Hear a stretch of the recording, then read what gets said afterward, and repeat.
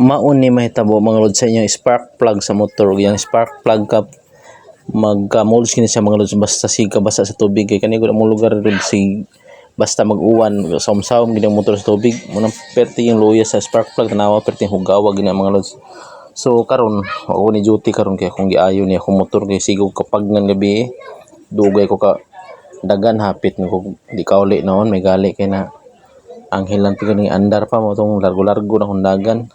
So mo ni siya mga lods tong hinluan mo ni nakuha na to sa spark plug ng mga molds mga lods. So grabe gina siyang hugawa tanawa mo na hinungdan nga sig patay-patay ang andar sa motor manang giasikaso na nako karon kay ugma ang biyahe nako mga lods. So ato nang gihinluan mga lods human na ato nang balik og taod. So testingan na nato mga lods. Andaro na nato aron mga lods. Okay na wid siya kay tunyagi di magud siya mandar. So karon ito na siyang testingan. Okay, let's go. Testing. Yan. Andar na mga lods. Okay na. Good sa ni para ugma.